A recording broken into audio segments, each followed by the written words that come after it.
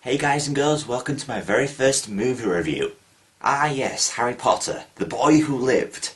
And also the boy who made a shitload of money. I mean, think about it.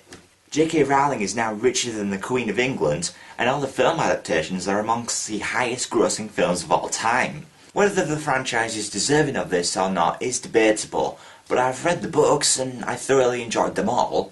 But what about the films? Are they even good movies? Well, to find out, I'm going to take a look at everyone in a series of videos to start off my new show. So, let's dive right into Harry Potter and the Philosopher's Stone. So the film starts off with a mysterious old man walking down the street.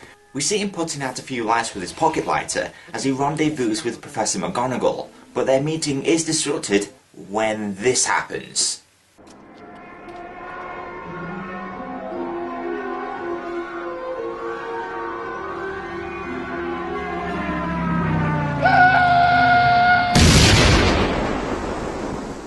So after we find out that Potter's scar has the movie's title cards in it, we skip to 10 years later and it's Potter's cousin Dudley's birthday.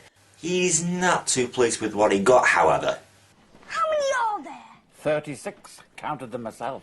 36? But last year I had 37!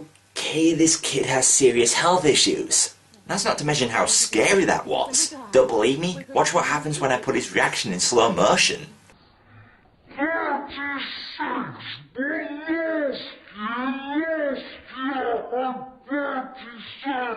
So we now join the family at the zoo, and Dudley's not too pleased here either. You're from Burma, aren't you? Mummy! Dad, come here! You believe me? So Harry gets knocked over, gets angry, somehow makes the glass disappear, the snake escapes, and Dudley gets trapped inside. Now let's just say that you got trapped inside a glass window in a zoo. Your family is there, zoo officials will be available, and there's no snake even with you. So, knowing that, let's see how Aunt Petunia and Dudley react to this situation. In slow motion.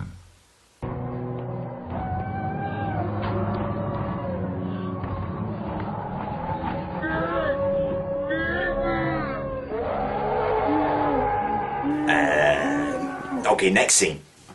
Harry receives a letter addressed to him, but it quickly gets taken from him.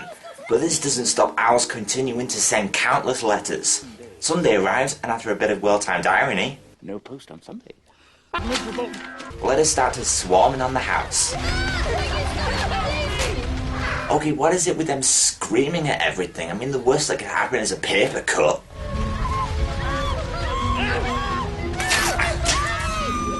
Ow! So after the shortest chase ever shot on film, followed by some bad dubbing,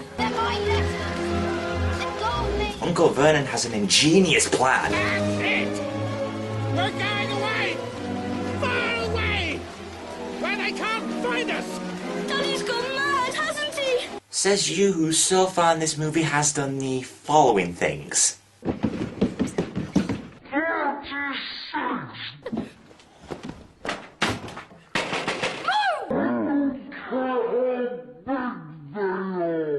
Yes, Dudley, Daddy has gone mad. But won't the two of you get on for the better knowing that you both are batshit crazy? So we skip to God only knows where, and the family gets a visit from a scary giant of a man.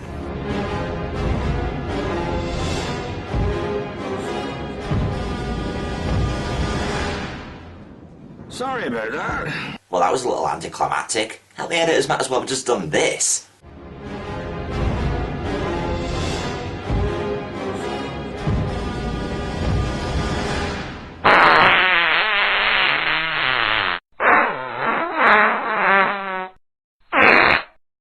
Sorry about that. So after learning that Harry's a prostitute... I'm a what? Oh, sorry, wizard.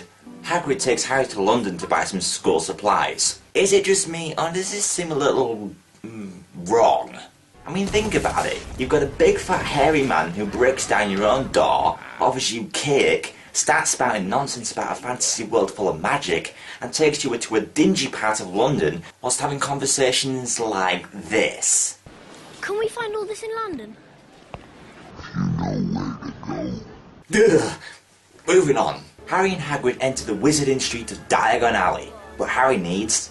Money. Well, there's your money, Harry. Gringotts, the Wizard Bank. So Harry and Hagrid enter Gringotts, but Harry needs a key to get to his vault. Luckily, Hagrid has the key. But where does he keep it exactly? Oh, wait a minute. Got it here somewhere. There's the little devil. Now this next bit makes me kind of glad this is a movie. Let's pretend for a moment that it's an audiobook. So is it true? I mean, do you really have the...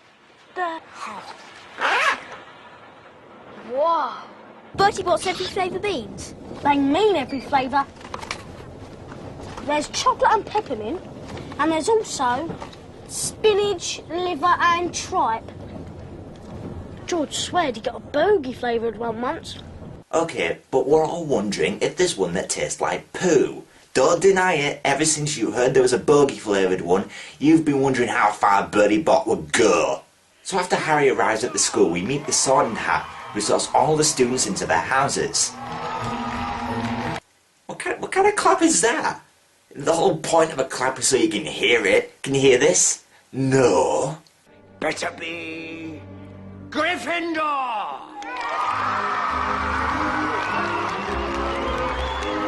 Oh, so now you clap properly.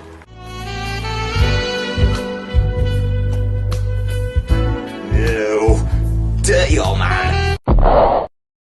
I, a rabbit, harping home. Turn this water into rum. What's Seamus trying to do to that glass of water? Die. Turn this water into rum. Turn it to... vodka? Turn it to rum? Damn it. Don't forget the nice wrist movement we've been practicing. Whoa, whoa, whoa, whoa. Wingardium Leviosa. Well done, dear. I think we're going to need another feather over here, Professor. She's a nightmare, honestly. No wonder she hasn't got any friends. I think she heard you. Next on the calendar, Halloween. Where's Hermione? She mastered the wrist action. Oh, wait, she's a girl. But no time for any of that. A troll's on the loose. But Hermione doesn't know, so Harry and Ron rush to help. I think the trolls left the dungeon. So the troll attacks, but Ron masters the wrist action and saves the day. Is it dead? I don't think so. Just knocked out. Cut to the next day and Harry's got a gift. Sheesh, I wonder what this broomstick-shaped object could be. It's a broomstick. Skip to the Quidditch match, as the Slytherin captain performs a move that will make any man cry out in pain.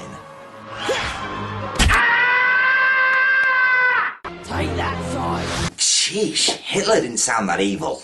So Harry catches the snitch and wins the Quidditch match, as we cut to Christmas, where Harry's got a present. What is it? Some kind of cloak. My body's gone! I know what that is. That's an invisibility cloak. I'm invisible. So Harry uses the cloak to rummage around the school and comes across a mirror where he sees his parents. Dumbledore pops out of nowhere to explain. So then it shows us what we want. Whatever we want. Yes and no. It shows us nothing more or less than the deepest and most desperate desires of our hearts. Yeah, so whatever we want. Next up, a visit to Hagrid, where it turns out he's got a dragon egg, but it turns out someone's watching. Well, because of Malfoy's little snitching endeavour, the four are put into detention, with Hagrid, as they enter the Forbidden Forest, find out what is killing the unicorns. Hagrid, what is that? What we're here for. See that? Oh, it's unicorn junk! That's unicorn blood, that is. Oh, thank God! Okay, so after that gooey silver blood, they decide to split up. Unfortunately, Harry and Malfoy come across Voldemort, but Harry is saved by a friendly neighbourhood centaur. That thing that killed the unicorn. That was drinking its blood.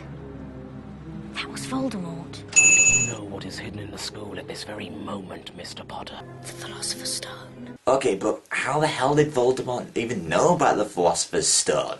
Hell, how the hell did this centaur know? What was it that Dumbledore said earlier? I would trust Hagrid with my life. Okay, so he trusts him with his life, so surely he can keep a secret, right?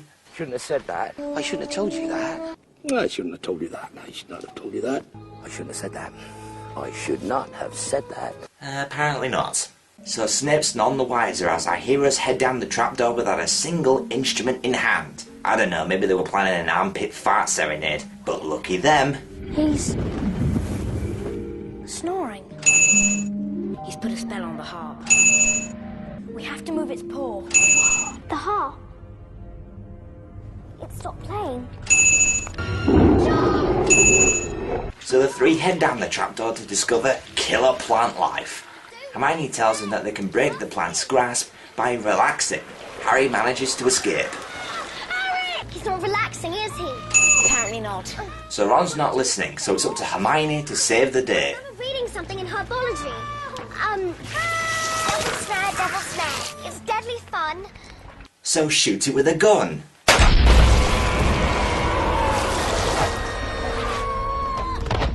So next they've got to play a big game of chess with a handy 3 places available just for them. They're down to their last move. You understand, right, Harry? Once I make my move, the Queen will take me. Then you're free to check the King. Hello, you are telling them your strategy. Don't make the move, you idiot. Call it off. Knight to H3. Oh, too late. Now you're gonna die. It's fine, the spear went through the horse, you sympathetic arseholes. So Harry checkmates the king as they go check on Ron. Take care of Ron. Then go to the owlery. Send a message to Dumbledore. Question. How do they get out? I mean, you've got a trap door with no ladder or anything, with a giant killer dog on top of it. It's impossible. You're gonna die here. Books and cleverness. There are more important things. Friendship and bravery. So Harry goes through to face Snape, but it turns out it was Quirrell all along. Come here, Potter! Now! Why don't we see this guy in more movies? Come here, Potter! Now! So it turns out the Mirror of Erised has been moved down here, as we see the reflection of Harry giving him the Philosopher's Stone. What is it? What do you see? I'm shaking hands with Dumbledore. I've won the House Cup. Lies. Tell the truth!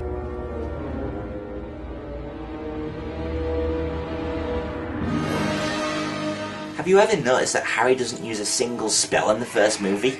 This is where a spell would come in handy, you know. Come on, use a jinx or something. Oh, great, now you're gonna die. But lucky Harry has barbecue hands as he singes Quirrell's face off. The ghost of Voldemort escapes and Harry somehow wakes up in the hospital wing as Dumbledore explains what happened. Love, Harry. Love. I've been bested by the power of love. Now to the end of the year dinner as it appears Slytherin has won the House Cup, but Dumbledore announces that Harry, Ron and Hermione have gained extra points. Now let's see. Hermione gets... 50 points. Ron gets... 50 points. Harry gets... 60 points.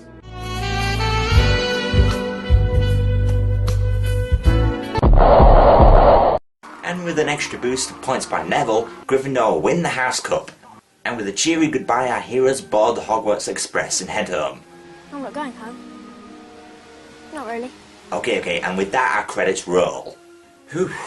Well, that was the Philosopher's Stone. So, how does the first movie hold up after all these years? Well, the kids did a great job in my opinion, considering they had never acted before. And for a movie that lasts 2 hours and 18 minutes, it does feel quite brisk, which is a good thing. It stays very faithful to the book, and the film's light-hearted feel really shines through and gives us an enjoyable romp for all the family to enjoy. My final verdict, 4.5 Philosopher's Stones out of 5. Join me next time for Harry Potter and the Chamber of Secrets. I shall see you then.